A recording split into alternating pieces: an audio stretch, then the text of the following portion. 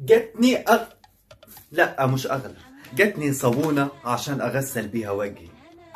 إنه من شو بتشكي صابونة دوف السورية أو صابونة دوف المصرية أو صابونة دوف اللبنانية؟ ضروري صابونة ذهب يا برنس يا محمد رمضان. دي صابونة مش عشان الوجه يا عمي، دي صابونة عشان تتعلق تتبروز، عشان تاكلها لكن تغسل بيها وجهك. يلا بينا يا عمي بقى، ما تنزلوا الانترو يلا.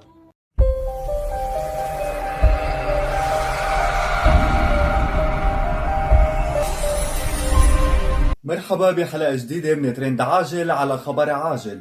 نشر مؤخرا النجم المصري محمد رمضان فيديو عبر خاصيته على انستغرام يظهر فيه هدية مقدمة له، وهي عبارة عن صابونة مصنوعة من الذهب عيار 24.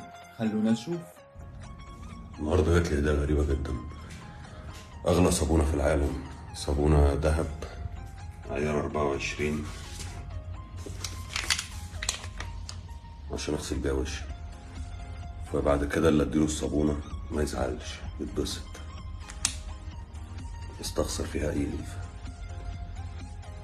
طبعا هي الصابونة هي مقدمة من قرية بدر حسون مثل ما عم نشوف الصور على يسار الشاشة، وانقسم الناس بالحال بين قلة قليلة من المؤيدين لتصرف محمد رمضان وبين الكثير من المعارضين، لأنه اعتبروا هذا الشيء مبالغة بمظاهر الرفاهية بالوقت يلي كتار عم بيكون في معاناة بتأمين متطلباتهم اليومية.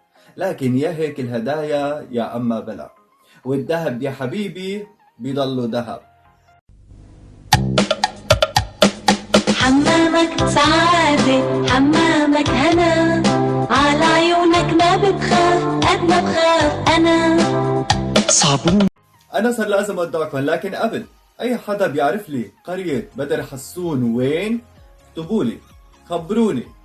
كان معكم وسيم عليا، وتحية خاصة للناس الذهب. تبقوا بألف خير. سلام.